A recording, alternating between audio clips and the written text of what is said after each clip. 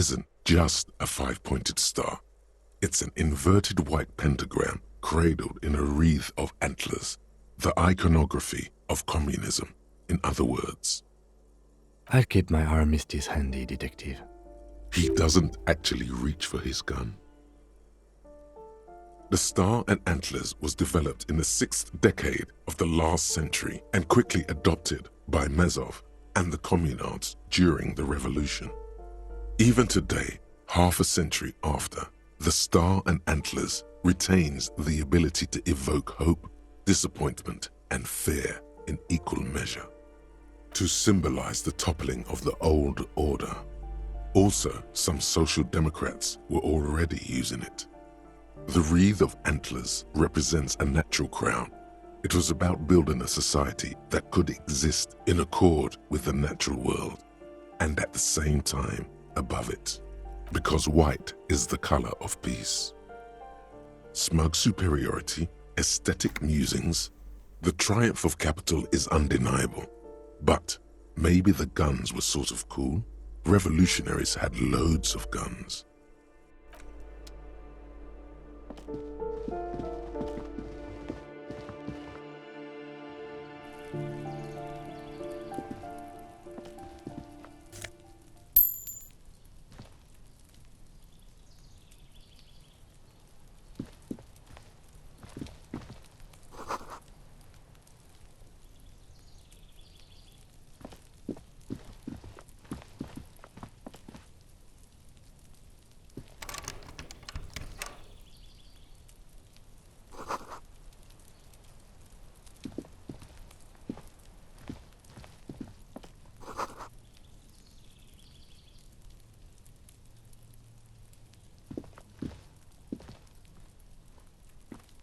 This door is made of metal and appears to be reinforced.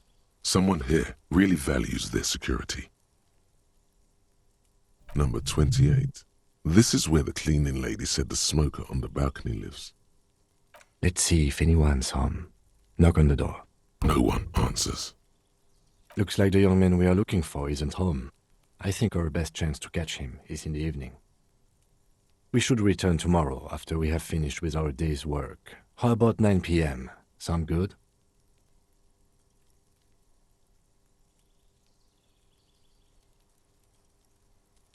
The smoker on the balcony. This is why we're here, right? He might know something about the murder. So tomorrow 9 p.m.? Suddenly, he's a little worried about your memory. Don't worry. It's mostly all still here. You can remember things. You got this. Tomorrow, 9 p.m., right here. Apartment number 28. Good, let's go. Damn. Turns out it's quite tricky finding someone in a big apartment building. Don't worry. You'll get him. Remember, tomorrow. He's probably gone for today.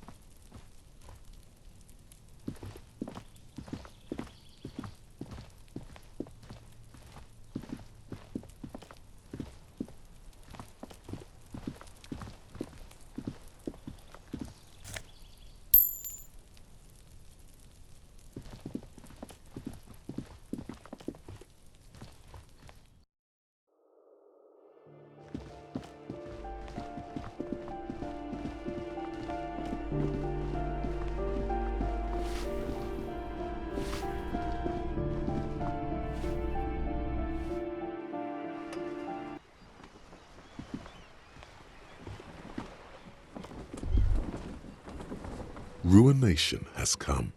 The broken arches betray the once grand history of this building. It towered over the harbor until it happened. A great force from the northeast fired into the city. Heavy artillery shelled the coastline, fired from the water, a straight shot into Revachol. The tenement acted as a defensive wall against the worst of the shelling until it was destroyed, and they had a direct firing line. The waves of the Martinez Inlet roll over the fallen remains of the building. The dark waters obscure the better part of the remains. What didn't fall into the ocean was used as scrap. What wasn't used as scrap was thrown into the ocean. Those arches acted as support for something greater than what you see now. Only 3 stories stand where 9 to 12 once did. Restoration has failed. What the shelling took out was never rebuilt. A fleet, the combined armies of Occident and Grad, with Mesk volunteers, a 5-nation army, hundreds of vessels. They massed airships further down in the Bay of Revachol. The artillery was so powerful. The ships not only required gyroscopic stabilization, they were anchored into the ocean floor as well. Many are still there to this day. If you squint, you can just barely see the shadow on the water, far in the northeast. Cannons still ready to placate Revachol. The coalition. But that was a long time ago.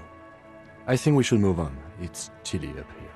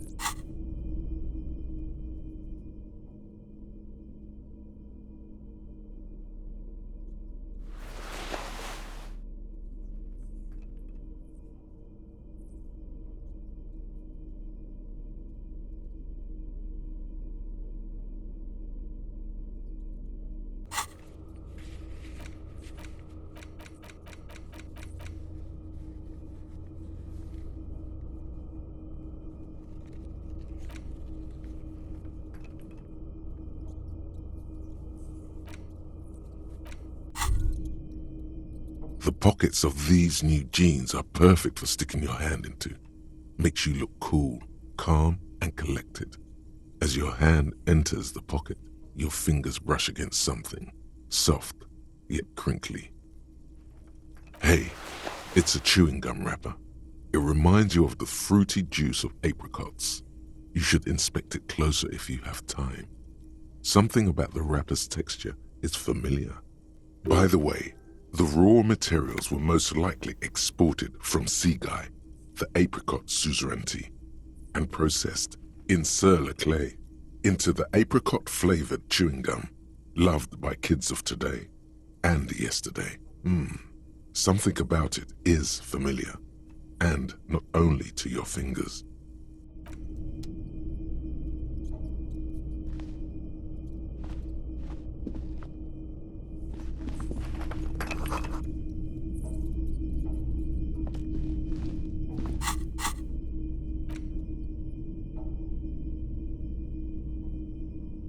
Crinkled chewing gum wrapper. The worn label reads, Tutti Frutti. It smells faintly of apricots with a barely noticeable twinge of cinnamon. You feel compelled to point out that there's nothing fruity about cinnamon. It's a spice derived from tree bark. Can a used wrapper shrug? Seems like that's what the wrapper is doing somehow. This is not about flowers or bark. What is this about? Why are you looking at this wrapper? Good question. There is no answer or secret phrase written on the inside of the wrapper. Yet you're drawn to it. Drawn by regret. Stop before you hurt yourself with a Tutti Frutti wrapper. Throw it away, please. You carefully fold the wrapper into a square before putting it back into your pocket, lovingly even. despite the strange feeling of regret.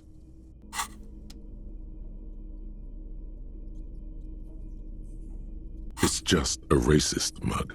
What's there to read here? Not much. Oh boy, here we go. What are you going to say about a broken, tossed-away mug that you dug out of the garbage?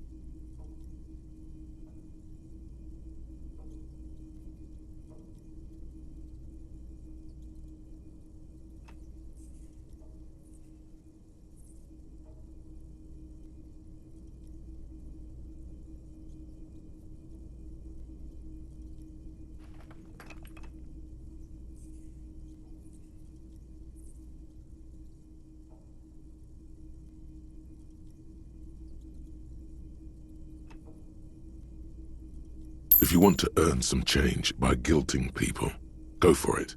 But if you want to earn real dough, finish the case and start getting paid again.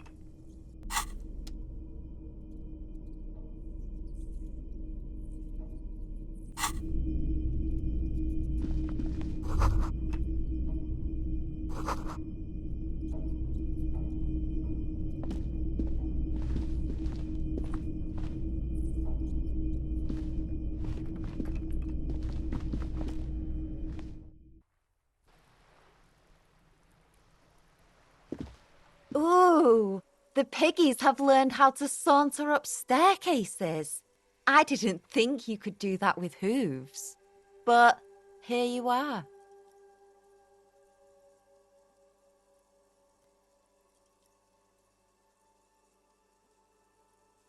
Yeah, I can see that. Cool mutations. That smell coming from her paint bucket, it's not paint, it's heavy fuel oil.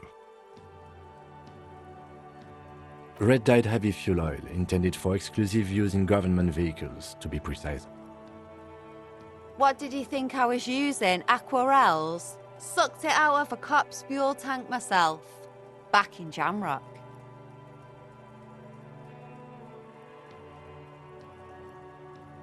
You ain't seen nothing yet, Piggy Boo. Ooh, not only have you found my address, you've discovered my biggest secret. I'm a coal miner. It doesn't have to do anything at all. Nothing does. Like me. Right now, I'm doing nothing at all. Yes, I keep hoping a shaft will collapse on me, but somehow it never happens. Does anyone in a city like this? Shoot, Piggy. It's what...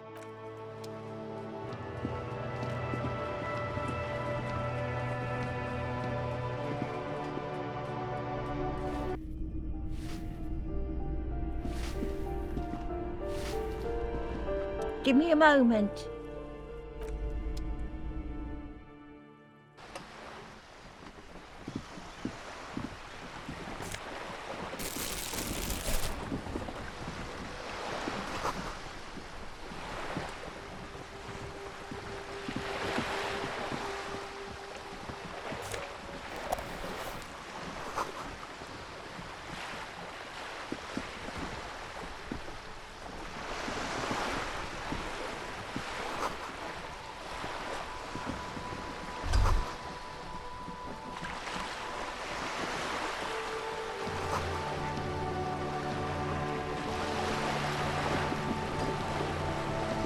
A striking woman leans against the cabin top of her sailing boat, smiling as you approach.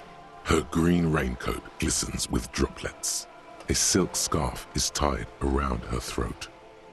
Good afternoon, officers. I'm Joyce. Joyce Leyton-Messier. I represent the board of Wild Pines, the owners of the harbour. You gentlemen must be from the RCM. Leyton, my maiden name.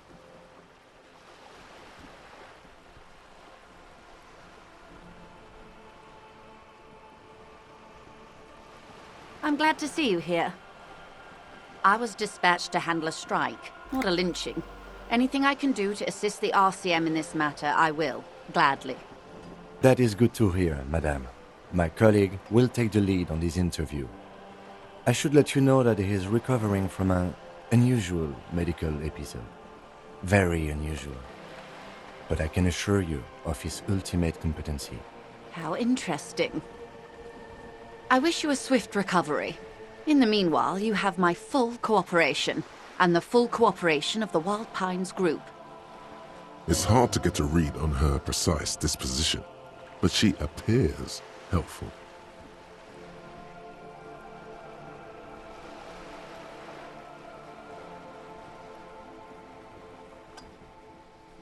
Everything.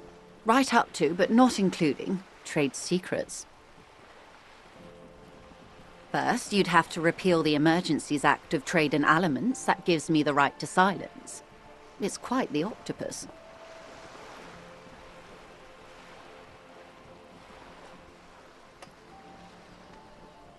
Good luck is only kept in place by the vested interests of half the civilized world, including your own.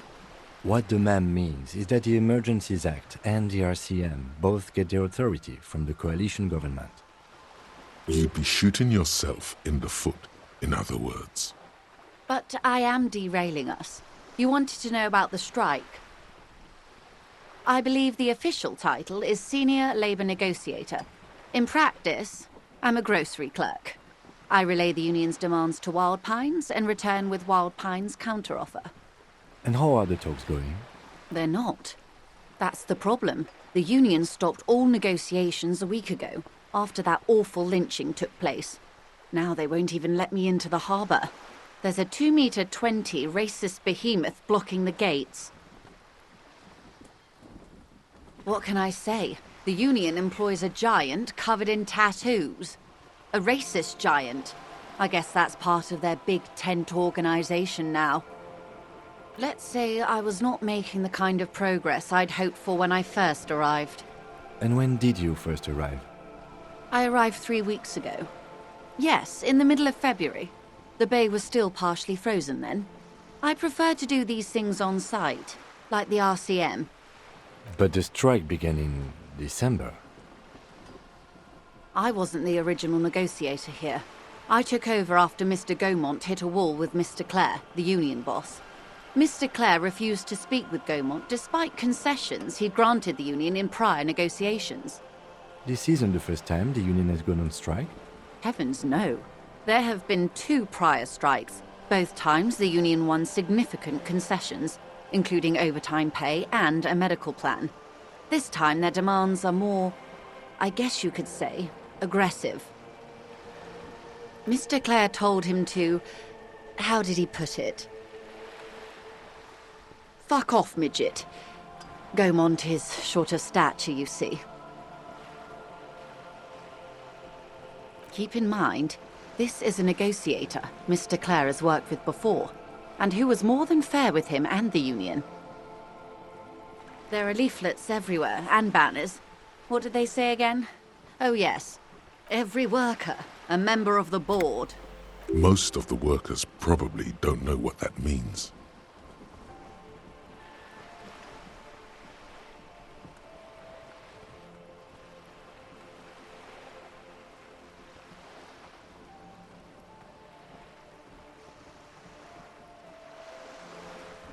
In its defense, another said, demand democracy. Pretty tame stuff compared to every worker a member of the board.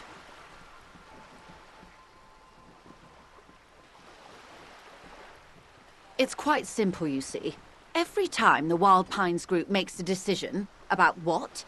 About anything really, it needs the signature of each of the 2,200 workers in its Martinez terminal. Just so you understand, this is but one of 22 terminals owned by Wild Pines. Essentially, not only are they kings of the company, they are also kings of the 72,000 employees of Wild Pines Group.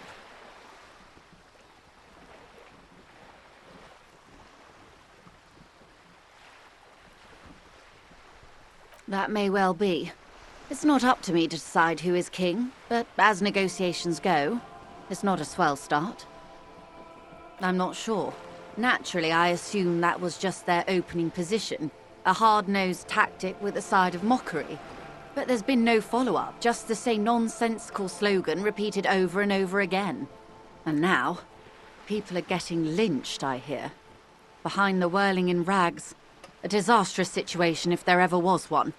Excuse me, from whom did you hear about this lynching?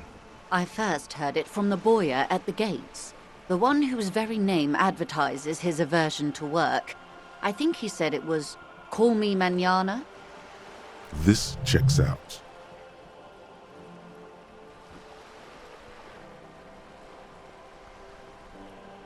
The scabs? You mean the huddled masses of Jamrock, come to plead for work where the Union refuses to? If they were organized by Wild Pines or its affiliates, then it would be a company secret. I could not share it with you. Not right now, at least. It's implied she's open to discussing this matter with you at a later occasion. Everard Clare is a man of the utmost integrity.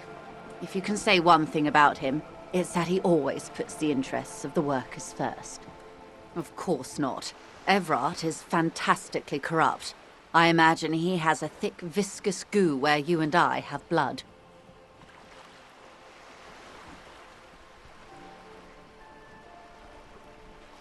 He is the most corrupt individual I have ever seen, and I deal with men like him for a living. If there is anyone more venal, more irredeemably nepotistic, then it's his twin brother, Edgar.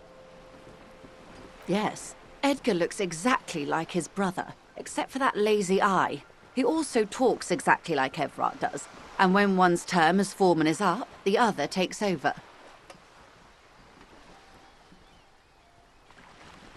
It's how they circumvent the term limits, you see, with a funny little switcheroo.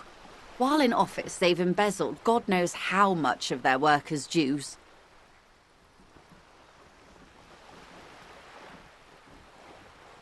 The Débardeurs Union was once a perfectly normal institution. 20 years ago, anyway. It must not have been easy to establish under the Emergency Act, but they did it. I can respect that. Organised labour at its best, as they say. Then something happened in the local chapter elections. The brothers Clare came and transformed it into a... how do you say? A mob. The Débardeurs are a crime syndicate. Sad as it may be, I suspect we'll be forced to cooperate with them. Refreshingly honest, officer.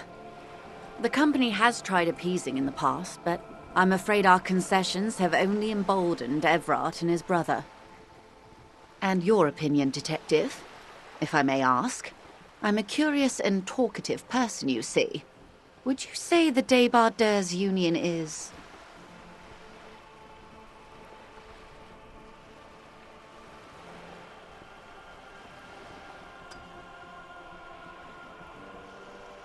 Indeed, and a hungry one. Sadly, Wild Pines have cooperated with what amounts to a crime syndicate for 2 decades. However much you feed the leech always hungers. I'm glad you asked. There was a woman, the previous forewoman of the Union. She disappeared. Disappeared? Yes. On the last day of the local chapter elections, her daughter phoned in and said she wasn't running anymore, or coming to work. Ever. End of story. Indeed. The company suspects foul play, but there's nothing they could do. It was a union matter. The point of the presentation is, these kinds of things happen around the Clares. Watch out when you're dealing with him. Thank you for your concern, ma'am. We'll be just fine. Of course. How else can I help? What we do. I'm afraid I don't speak for Wild Pines as a whole. It is a giant undertaking. The Pines' core competency is logistics. Container shipping, freight, that sort of thing. See those airships there, blinking? Those are the shipping side of things. And that is the terminal. Another subdivision deals with energy, oil and gas exploration, offshore platforms. The Wild Pines Group is one of the original Revacholian Indo-tribes, companies awarded royal monopolies by the king, the suzerain himself, centuries ago. The king is long gone, but several of the Indo-tribes remain.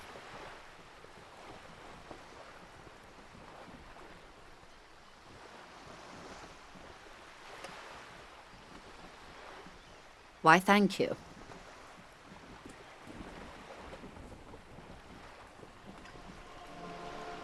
I'm not at liberty to discuss the company balance sheet, but I can tell you that last year, the company booked more than 20 billion real in revenue.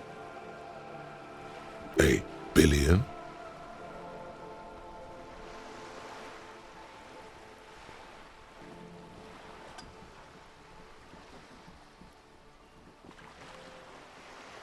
Yes, past a certain point, numbers begin to seem imaginary, but they are quite real for the 72,000 employees who depend on Wild Pines for their paychecks. A conglomerate the size of Wild Pines is like a shark. If it stops moving and growing, it will die. Then what becomes of those 72,000 families? It is a tremendous responsibility. They started as an exploration and cargo fleet conducting trade between the Samaran and Insulindian Isolas 250 years ago, when pine ships explored the South Seminese and charted Lomantang on behalf of the suzerain. Centuries of care, deliberation, and madness have gone into this endeavor. Vessels pass through the great unrest to re-emerge with apricots in tow. The logic of the system is totalizing. It's taken everything from its employees to build it. You know more than you let on. Certainly it helped, but most of the original Indo tribes have failed or been absorbed. To survive, Wild Pines had to grow and adapt. No suzerain did that. You mean aside from being the terminal's legal owners, who are responsible for moving 8% of the world's cargo?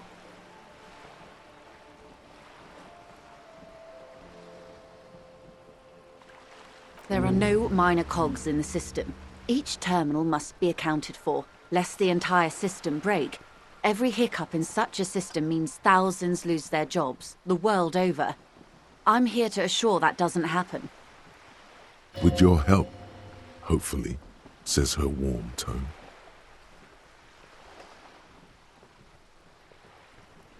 Quite a few things, I'm afraid. The information I'm to share with you includes sensitive trade secrets. For the sake of my employer, I have to ask for your names and badge numbers. Of course, ma'am. We should have introduced ourselves. I am Lieutenant Kitsuragi from Precinct 57. And this is my colleague from Precinct 41. I'm afraid he doesn't have his badge at the moment. I hope mine will suffice. How curious. Why is that, Detective? I see. So, are you saying you lost your badge during the course of this episode?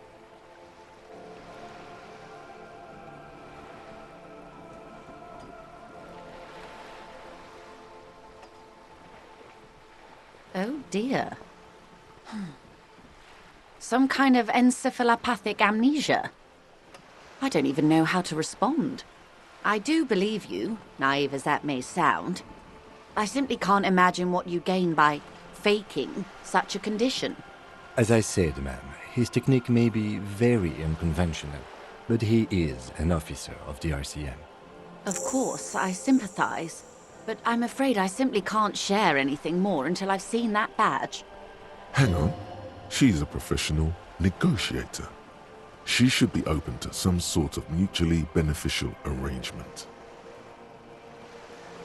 I mean, favors for favors. A dirty alliance of some sort. Consider this. Perhaps she has been planning it all along. That you convince yourself into colluding with her. Easy. Just offer her a favor. Like I said, nice and dirty. I will be frank with you. If I'm going to break protocol, I need to be able to justify it to my superiors. They're going to want to see something very tangible. You're in, but expect her to drive a hard bargain. Reports from inside Terminal B suggest it's a hub for the local drug trade. This is an open secret in Martinez. The Union controls the terminal, so it goes to reason. The company has tried looking into this matter before, to no avail. Perhaps someone with your authority and resources might turn over the right stones. Or you can recover your badge. Though if I may be blunt with you, it sounds like that may be a lost cause. Detective, a word in private before we continue.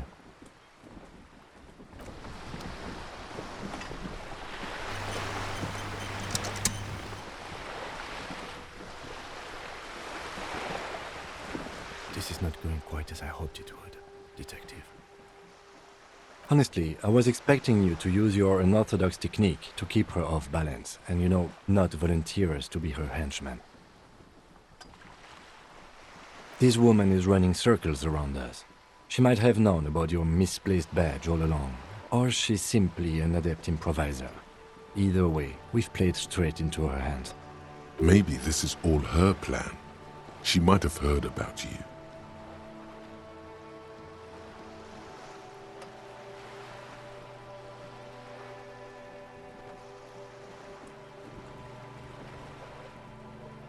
No. If there is reasonable suspicion, we must investigate. Otherwise, she could claim we are siding with the Union, or that we are on their take. We'd never hear the end of it. What I propose is, we ask her, then we investigate, briefly. But do not share the outcome of this investigation with her. We tell her it's done, and demand for her information on the lynching.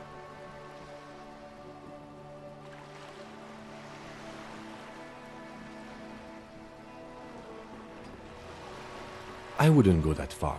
Her reaction did come off as sincere to me. I think she's just quick to adapt. She's a professional, after all.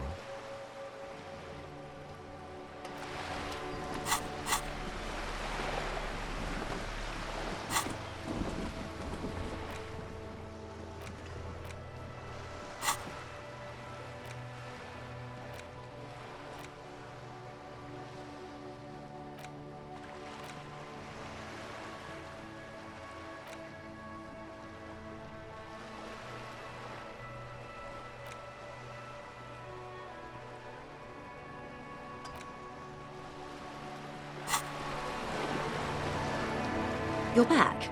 Good. What can I help you with? It's quite straightforward. Someone is using Terminal B to smuggle raw ingredients from the Samar and Isola into Revachol with the Union's blessing. Wild Pines has suspected it for years. Ingredients for what, ma'am? Meth and dextroamphetamine, GBL, and various synthetic psychedelics. Honestly, it might be quicker to say what you can't make from the stuff.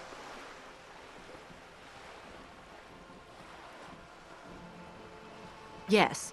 After they clear the terminal, we lose track. The actual production is taking place at various sites in and around Jamrock Quarter, north of here. Wild Pine seems to be well apprised of the local drug trade, ma'am. Do you mean to say the Union also produces the product? Sells drugs, I mean? We're in logistics. It's our business to know. And no. As far as the company knows, the Union does not produce it. They transport the ingredients for a cut. Yes, but you won't get anything out of Evrat and the Dock Workers Union. Still, every chain has its weak link. The handoff. The motor lorries at the roundabout. Precisely. Someone needs to move the ingredients from the harbour into the city. Once they reach Jamrock, they're distributed to a network of local manufacturers well beyond our grasp. But in transit, they're vulnerable. How convenient that they're stranded like beached whales at that roundabout. Perhaps you've noticed that a number of lorries are tangled in a traffic jam at the roundabout just now. Interview the drivers who are still hanging about. One of them might be waiting for a crucial shipment. I'll be explicit. If you find this driver, I will share company secrets with you. Uncovering Union secrets could also give you an upper hand when dealing with them.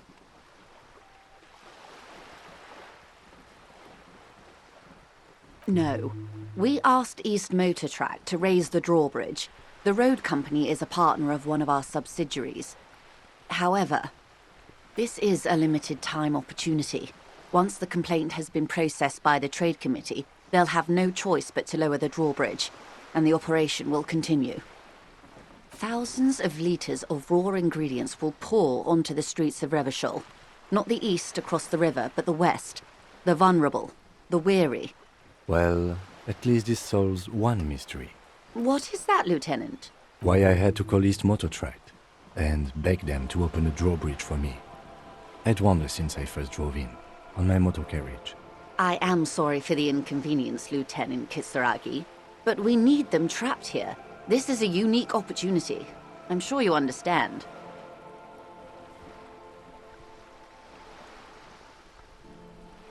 The two might even be connected. Or not.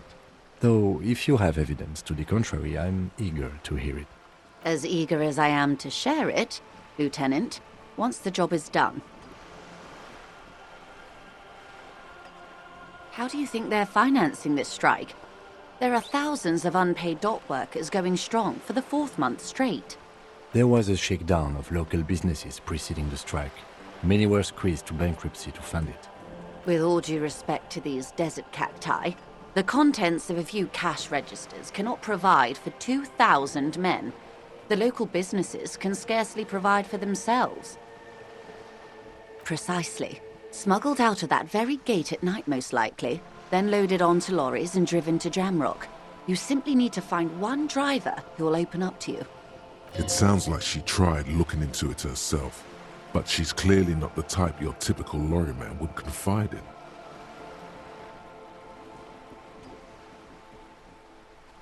We did. On more than one occasion. Apparently, there's some sort of inter-precinct disagreement about whose jurisdiction this area falls under. We know the company has launched its own probe into the union's alleged involvement. We also know it's come up empty. It's not just the RCM. No one's been able to find any hard evidence. Well, here's your chance, officers. Yes?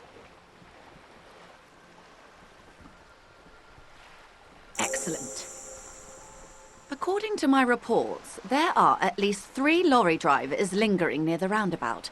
Hopefully one of them will know something. It may come to nothing, or it may just blow the case wide open. I can keep the drawbridge up for a few more days at least. You should have the time you need.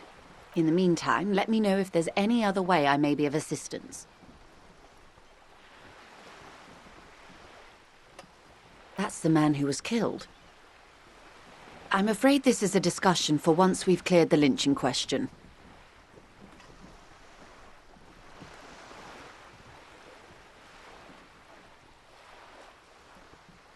Better not tie the 4th day to the bat's day on this. I hope there is something else I can help you with.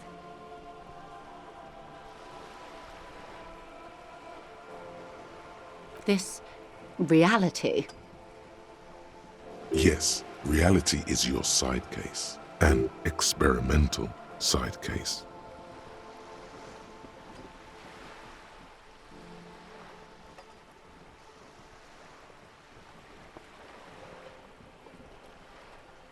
How truly curious. A sort of philosopher detective.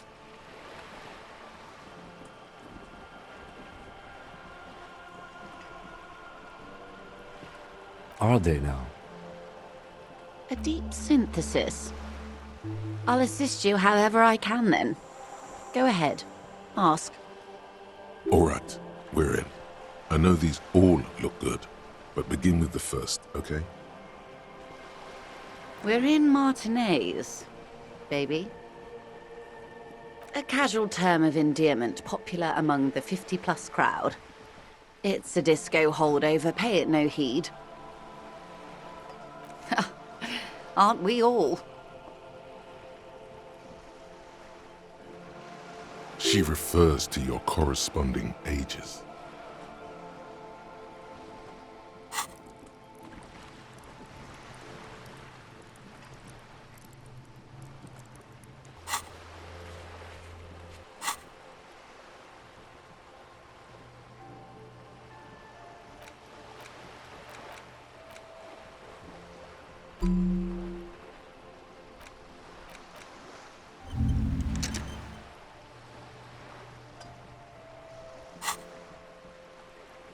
Martinez is a district of Revachol. A very small district tucked away near the industrial harbour, north of the 881 and Jamrock. You would be excused for not knowing about it. Unimportant, they say. Forgotten, even. Shelled to smithereens during the Revolution. It has its charms, just not this time of year. I'm not a good ambassador. I've only been here once before, as a teenager. Not a lot has changed. There are ruins, a terminal, fishing boats, reeds, boys with boxy shoulders. This place used to be a province, a workers' resort before the city swallowed it and the artillery did its work. The reeds are the real star of the show here now. The further down the coast, the wilder it gets. It's not really a sea, it's the Bay of Revachol, and the bay feeds into the ocean. Yes, we're on an island in an ocean, the world's largest body of water, the Insulindic. Known to the early Revacholians as Les Immensités Bleues, the blue immensities. Vast, lukewarm and unknowable, flowing in and out of sight. Caillou. Imagine a pebble. A smoothed-over pebble amidst a great blue sea, misshapen, cracked. The cracks are the River Esperance. We're in the delta of this river, on the 6th branch, the Martinez distributary. It is clear this pebble is of enormous value to her and to humanity at large. Revachol? Revachol is what you call a city. The great kind. As if it's self-explanatory, beyond patriotism, a fact. History detective. They built this city to resolve history. Our part in it, at least. Our centuries. The nations of the Occident, or migrant workers from Seminine and Ile Marat, depending on your creed. In the DeLorean century, 380 years ago. They say it's where the terrible questions of our time will be answered. The tensions are highest, the fault lines deepest. By that I mean conflicts. Ideological conflicts. The stuff of men. We are standing on a fertile, self-sufficient island able to sustain up to 200 million people in the middle of the Insulindic Ocean, the world's connective tissue. It's where the money is.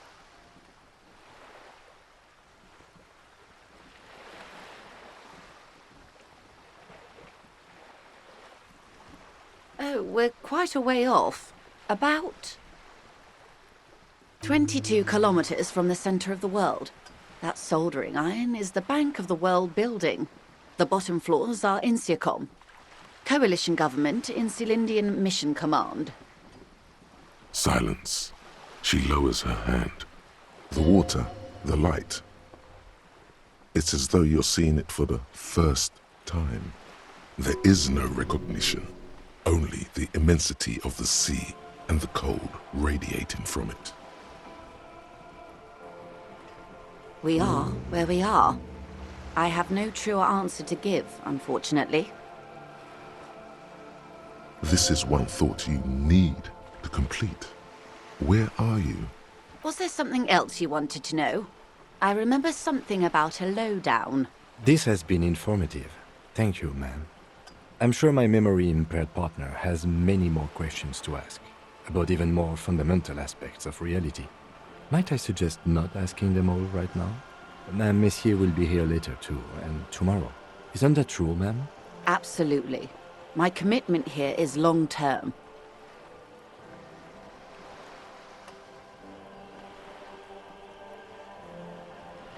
Oh, of course not. You are already diligent for getting this far, and diligent boys remember where they left off. Indeed. I'm always at your service. These are unimportant times, Detective. You and I were born after the dust had settled. 1,000th of a second too late. for the big time. The revolution. It's quite easy. Every 100 years or so, our species gets together to decide what's next, who gets shot in the head, and who gets the mineral rights. It's a real kerfuffle.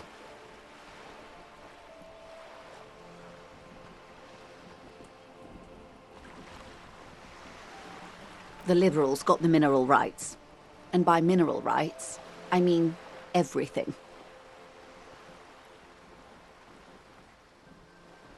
They didn't win so much as survive. We were the last ones standing when the war ended. Everyone else got shot in the head, remember? We. She's one of them. Of course. To foreign intervention. The coalition. Those people really took the mineral rights. The Liberals took everything that wasn't nailed to the ground. The coalition took the ground. The ocean, the laws, and the people. The coalition of nations. Grad, Mesk, Vesper, Messina, Oranje, and Sur-la-Clay, the armed centre of the world. They landed here and ended the revolution. It was the moralist thing to do. The moralists believe in keeping everything exactly the way it is. They believe in mineral rights, and not shooting people in the head. At least not in the same manner and volume as the others do. They are the long-standing provisional rulers of Revachol now, the coalition government. This is their zone of control. They embolden the RCM with crumbs of the same law they took. Technically speaking, you are a moralist. The color of moralism is blue. The official motto of Moral Intern, or Moralist International, is a blue forget-me-not, a piece of grey sky. Unofficial. For a moment, there was hope.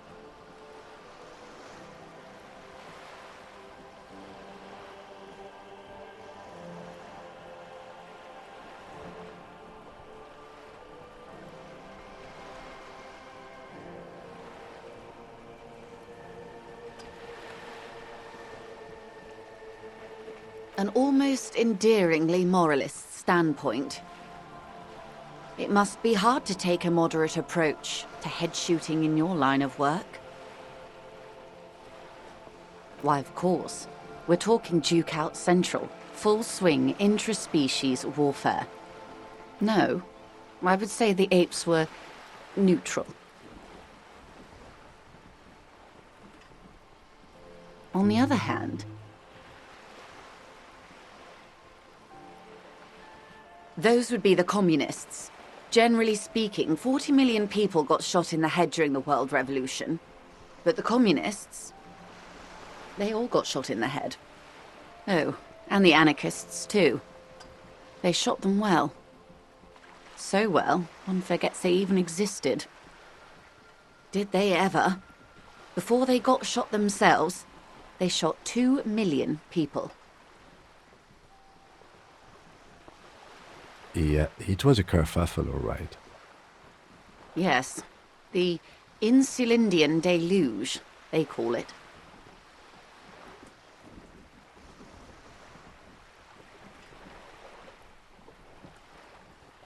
Oh, lots of people.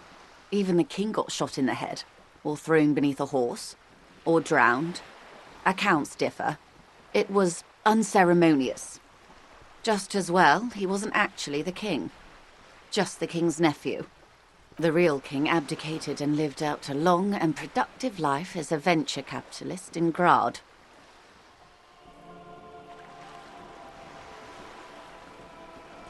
Yes, King Guillaume had a nose for bad PR.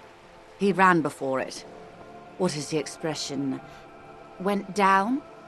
Anyway, Gil got out alive and his nephew Frisell got shot in his place. Him and tens of thousands of his wonderfully fascist kingsmen. It was a wild time. The turn of the century revolution? Don't answer it. It's a trick question. The revolution began in '02 on the Isla of Grad, though by the end nearly the whole world had gotten involved. It wasn't a who, but a what. A pandemic of Zarat, a particularly virulent prion disease, which the authorities in Grad proved unable to contain. Then Marzolf came along and overthrew the government. It made people overthrow their governments. Of course not. It was a highly infectious microorganism that destroyed brain tissue. The actual causes of the revolution were material. The pandemic only provided the spark. From Revachol and Grad? Not far. The world managed to cauterize itself. Marzolf's government was overthrown in '08, and the coalition crushed the Revachol commune 2 years later. It was the end. Why? You and I, officer. Our lives in the zone of control. Something tells you her life and yours are not that similar.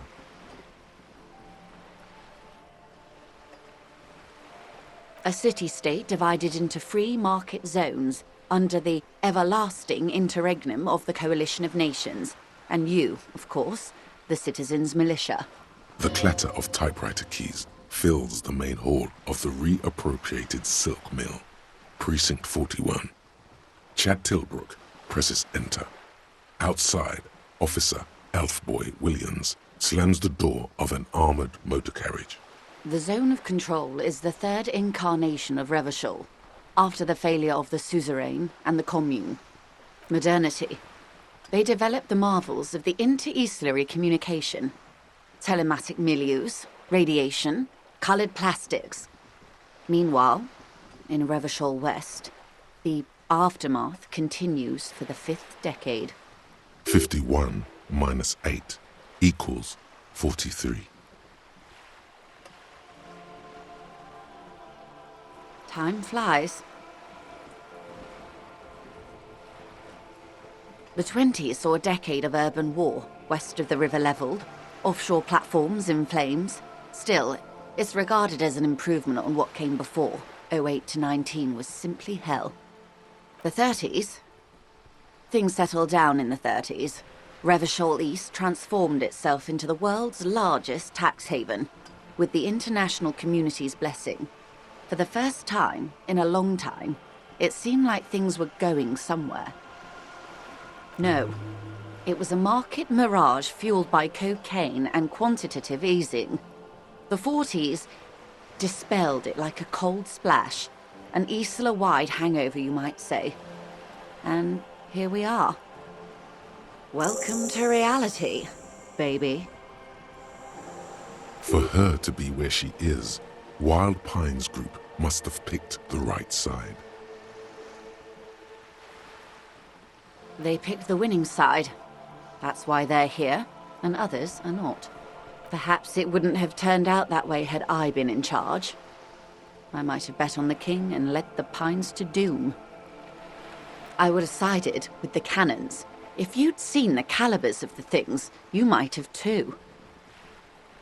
Perhaps it's better I was born when I was. 10 of the 14 Indo tribes got it wrong. Feld, Kupri, Tricentennial. So I suppose I would have been in good company. Good question. What would you have done differently?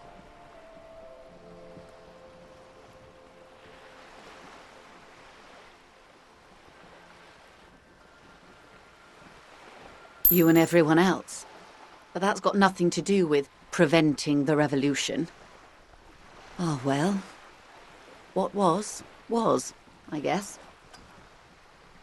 They are what they are. Who knows? An afterbloom may yet come. Anyway, enough sentimentality.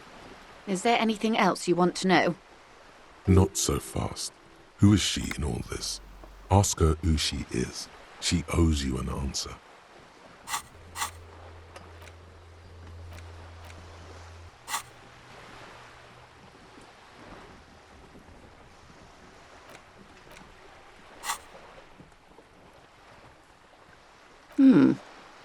She won't maneuver her way out of this one. I am the vilest of the vile. A traitor. a devourer of nations and infants. I am an ultra.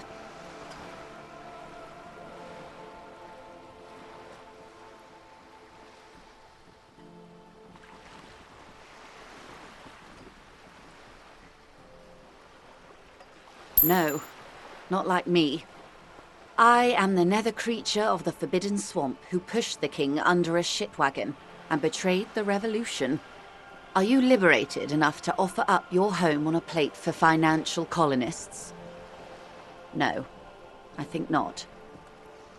Tell me, now that I've uncoiled myself, do you find me frightening? In her green eyes, you see a mixture of truth and self-satire. Decades of guilt and pride. Forgive her, but only because you like pearlescent teeth and those light green eyes. The devil, who being of great charm and guile, sneaketh into the homes of the godly.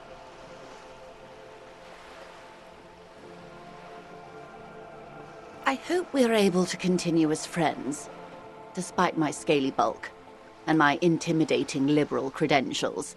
This was not the plan all along. When the dust settled, the liberals were the only ones left to clean up the mess. By virtue of their survival, they were handed enormous power to shape the future. This was all our last generation managed. With due respect to our overlords, the eternal caretaker government that keeps Martinez a monument to the efficacy of its artillery, I would not have relinquished sovereignty to the Coalition. Not here in Martinez, and not in the Stella Maris or Delta Beachheads either. If not for my own sake, then for my daughters. We had an obligation to defend our sovereignty. We should have burned the whole Isola down rather than let them have it. Dark orange flames reflect in her green eyes, an oil fire on the ocean. Perhaps. My intellectual vanity will be my undoing. You're no dummy yourself.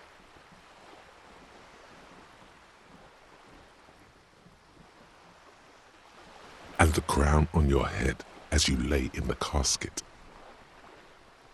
Yes.